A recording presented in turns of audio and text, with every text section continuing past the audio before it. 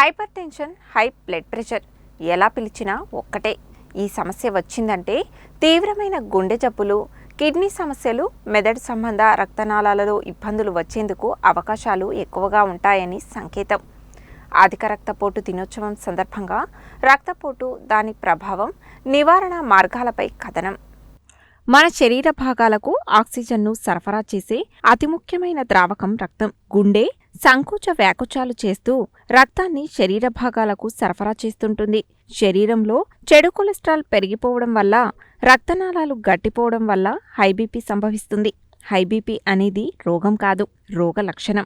ఈ సమస్య నిజానికి ఓ సైలెంట్ కిల్లర్ లాంటిది. చాప కింద నీరులా శరీరానికి కొంత హాని కలిగించిన తరువాత మరో సందర్భంలో ఎప్పుడో జరిగిన హాని బయటపడుతుంది. హై బీపీ సమస్య ఉన్నప్పుడు రక్తనాళాల గోడలపై ఒత్తిడిని కలగజేస్తూ రక్తం పంప్ అవుతుంది. దీనివల్ల రక్తనాళాల గోడలు కుచించుకుపోయి గుండె జబ్బులు రావడానికి అవకాశాలు ఏర్పడతాయి. సాధారణంగా ఆరోగ్యవంతుల రక్తపోటు 120/80 మిల్లీమీటర్ హెచ్జీగా ఉండాలి. అయితే హైపర్ టెన్షన్ సమస్యతో బాధపడేవారిలో ఈ నమోదు 130/90 మిల్లీమీటర్ హెచ్జీ అంతకన్నా అధికంగా ఉంటుంది. అధిక రక్తపోటు కారణంగా గుండె జబ్బులు, మూత్రపిండాల వ్యాధులు, కంటి జబ్బులు, మెదడు సంబంధ రక్తనాళాల జబ్బులు, పక్షవాతం, గుండె రక్తనాళాల జబ్బులు, విపరీతమైన తలనొప్పులు వంటి అనర్థాలు వస్తాయి. రక్తపు పోటు ఎక్కువగా ఉన్నవారికి బయటకి ఎలాంటి లక్షణాలు కనిపించవు. అయితే కొందరిలో తలనొప్పి, అలసట, కళ్ళు తిరగడం, చూపు మందగించడం, మతిమరుపు, ఊపిరి తీసుకోవడంలో సమస్యలు, ఛాతీలో నొప్పి, జీర్ణ వ్యవస్థలో సమస్యలు వంటివి కనిపిస్తాయి. హై బీపీ ఉందని చెప్పగానే అంతగా ఆందోళన పడాల్సిన పనిలేదు. ఆహారం ద్వారా శరీరానికి లభించే క్యాలరీలను తగ్గించుకోవాలి. క్యాలరీలు, కొవ్వులు తక్కువగా, ప్రోటీన్లు సాధారణ మోతాదులో తీసుకోవాలి. ముఖ్య పోషకాలైన కాల్షియం, మెగ్నీషియం, పొటాషియంలు ఆహారంలో ఉండేలా చూసుకోవాలి.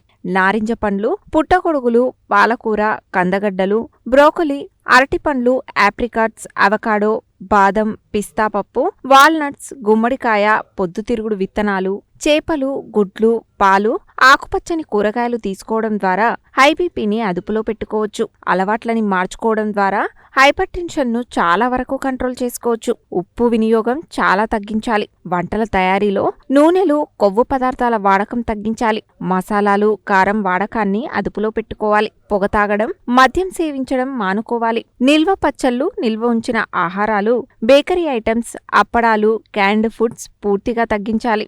వేపుళ్ళు, చిప్స్, కేకులు, బిస్కెట్లు, నూడిల్స్, పిజ్జా వంటి ట్రాన్స్ కొవ్వు పదార్థాలను నిషేధించాలి. శరీర బరువును తగ్గించుకోవాలి. శరీరానికి ఒత్తిడి, ఉద్విగ్నత కలగకుండా చూసుకోవాలి. ప్రతినిత్యం అర్ధగంటకు తక్కువ కాకుండా వ్యాయామం చేయాలి. 40 ఏండ్ల వయసు పైబడిన వారు ఏటా పూర్తి ఆరోగ్య పరీక్షలు చేయించుకోవడంతో పాటు కుటుంబంలో ఎవరైనా అధిక రక్తపోటుతో బాధపడుతున్నా కనీసం సంవత్సరానికి ఒకసారి ఆరోగ్య పరీక్షలు చేయించుకోవడం చాలా మంచిదని గుర్తుంచుకోవాలని, దీని ద్వారా హైపర్ టెన్షన్ రాకుండా చూసుకోవచ్చని డాక్టర్లు సూచిస్తున్నారు.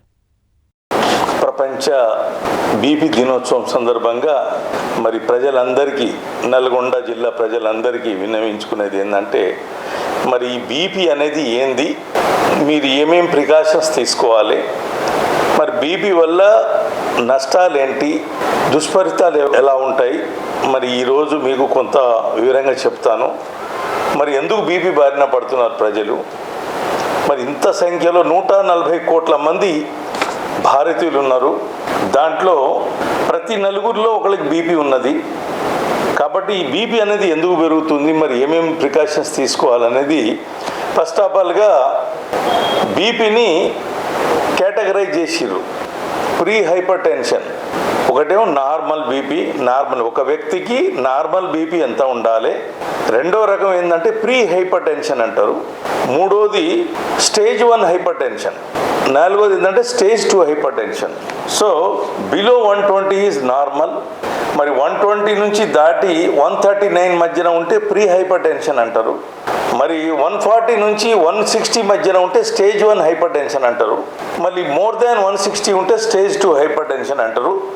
మరి మీరు ఏ కేటగిరీలో ఉన్నారో మీరే మరి డాక్టర్ల ద్వారా అనుకోండి, ఇవాళ రేపు ప్రతి ఒక్క ఈ కంపెనీ యొక్క కొన్ని బీపీ ఆపరేటర్స్ దొరుకుతున్నాయి.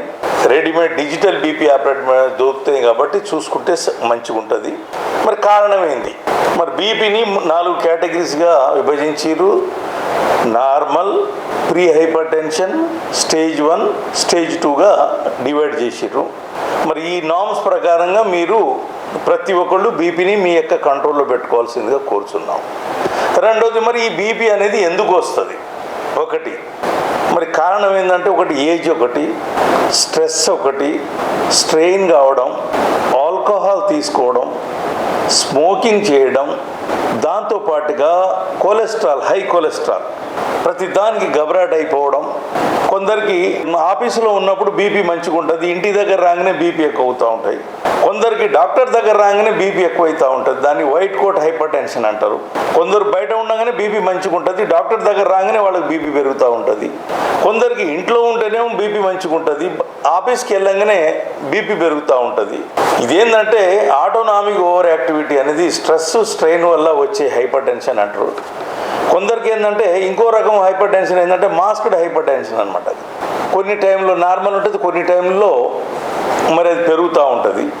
సో బీపీస్లలో ఈ కేటగిరీతో పాటుగా వైట్ కోట్ హైపర్ టెన్షన్ అంటారు. ఈ రకరకాల బీపీలు ఉన్నాయి. మూడో రకం ఏంటంటే రోగాలతోటి వచ్చే బీపీ అన్నమాట. కొన్ని రకాల థైరాయిడ్ డిజార్డర్స్ వల్ల వచ్చేది, కొన్ని రకాల షుగర్స్ వల్ల వచ్చేది, కొన్ని రకాల జబ్బులు ఉన్నాయి, ఎండోక్రైన్ డిజార్డర్ అని అంటారు, వాటి వల్ల వచ్చే బీపీలు ఉంటాయి. అసలైన కారణం ఏందయ్యా అంటే, ఒక నార్మల్ క్యాండిడేట్కి ఎందుకు బీపీ వస్తుంది అంటే, సాల్ట్. ఒక మనిషి ప్రతిరోజు 4 గ్రాముల సాల్ట్ మాత్రమే తీసుకోవాలి. కానీ రెచ్చిపోయి పికిల్స్లలో, దాంట్లో కారంలో, మన ఫుడ్లలో, అన్నిట్లలో మరి సాల్ట్ అనేది ఎక్కువ కావడం వల్ల 14 గ్రామ్స్ వరకు వెళ్ళిపోతుంది. 4 గ్రాముల సాల్ట్ తినాల్సిందల్లా 14 గ్రాముల సాల్ట్ తినడం ఒక కారణం. దాంతోపాటుగా లైఫ్ స్టైల్ అనేది మారడం, ఎక్సర్సైజ్ అనేది లేకపోవడం, కొలెస్ట్రాల్ అనేది ఎక్కువైపోవడం, స్ట్రెయిన్, స్ట్రెస్ అనేది ఎక్కువ కావడం వల్ల మనిషి తనలో తాను దహించుకొని పోయి రకరకాల వ్యాధిన బారిన పడుతాడు. ఫస్ట్ వచ్చేది షుగరు, తర్వాత బీపీ వస్తుంది.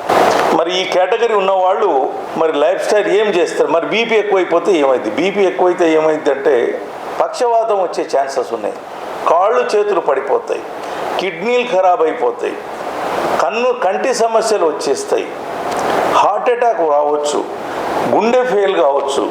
సో బీపీ ఎక్కువైపోతే పైనుంచి కింది వరకు అన్ని పార్ట్స్ అన్నీ ఎగిరిపోతాయి, మెయిన్ సాఫ్ట్ పార్ట్స్ అన్నీ ఎగిరిపోతాయి. కాబట్టి నల్గొండ జిల్లా ప్రజలారా అందరికీ చెప్పేది ఏంటంటే, మరి ఇలాంటి ఇబ్బందులు ఉన్నాయి కాబట్టి కన్ను పోయిందంటే గుడ్డోడైపోతాడు, మరి హార్ట్ అటాక్ వచ్చిందంటే మరి స్టెంట్ వేయాల్సి వస్తుంది, లైఫ్ రిస్క్లో పడతారు, పారాలసిస్ అనేది రావడం జరుగుతుంది. మరి బ్రెయిన్లో ఉన్న నాళాలు ఎగిరిపోయిన తర్వాత ఒక కాలు ఒక చేయి పడిపోయిన తర్వాత నువ్వు డిజేబుల్డ్గా అయ్యే ఛాన్సెస్ ఉంటుంది. మరి కిడ్నీలు ఖరాబ్ అయిపోతే మీరు డయాలసిస్కి వెళ్ళాల్సి వస్తుంది. సో ఇలాంటి సమస్యలు, ఇలాంటి కాంప్లికేషన్స్ వస్తుంది. కాబట్టి మీరు ఖచ్చితంగా డ్రగ్స్ అనేది కంపల్సరీ వాడాలి. హైపర్ టెన్షన్కి మరి బీపీ ఉన్నవాడికి ట్రీట్మెంట్ ఏందనేది, ఒకటేమో కాంప్లికేషన్స్ వస్తాయి, ఒకటేమో మన లైఫ్ స్టైల్ అనేది మనం చేసుకుంటున్నాం.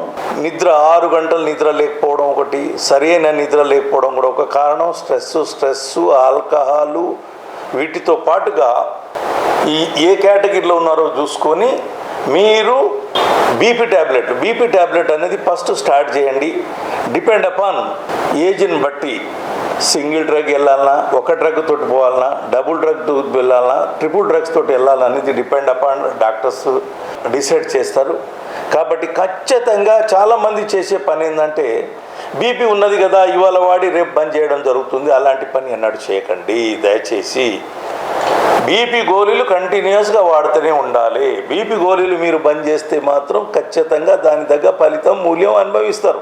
ఇక మూడోది ఏంటంటే, ఉప్పు తక్కువ చేయాలి, ఆల్కహాల్ని బంద్ చేయాలి, స్మోకింగ్ బంద్ చేయాలి, లైఫ్ స్టైల్ని మార్చుకోవాలి. ఒబేసిటీ అంటారు అనమాట, స్థూలకాయం అనేది బాగా పెరిగిపోతుంది. ఇండియన్ పబ్లిక్స్లలో స్థూలకాయం అనేది పెరుగుతుంది. కాబట్టి చిన్న పిల్లల్లో కూడా బీపీ వచ్చేస్తుంది.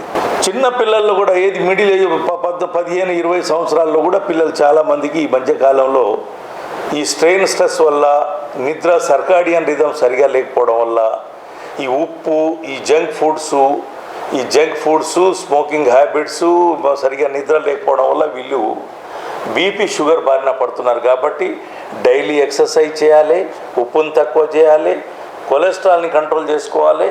దాంతోపాటుగా రెగ్యులర్ ఎక్సర్సైజ్ చేసుకొని బాడీ వెయిట్ని కంట్రోల్ చేసుకోవాలి. గవర్నమెంటు మరి ఎన్సిడి క్లినిక్స్ అని స్టార్ట్ చేసిర్రు.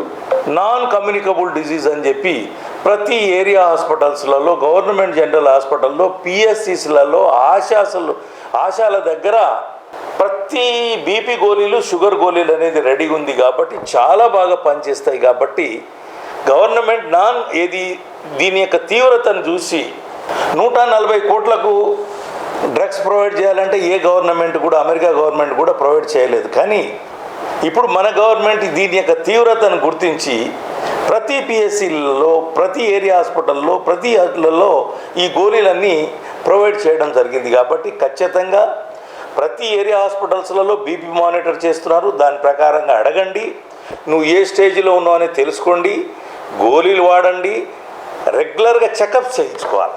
హైపర్ టెన్షన్ అంటే బీపీ అండి. మనకి బీపీ అనేది మోస్ట్ కామన్గా వస్తుంది ఇప్పట్లో. ఈవెన్ యంగ్ పీపుల్లలో కూడా బీపీ అనేది కామన్గా వస్తుంది. అసలు నార్మల్ బీపీ ఎప్పుడు అనుకుంటామంటే 120/80 ఉంటే నార్మల్.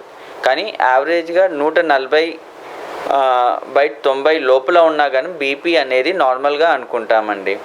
అసలు బీపీ ఎందుకు వస్తుంది అనేది మనకి చాలా రీజన్స్ ఉన్నాయి.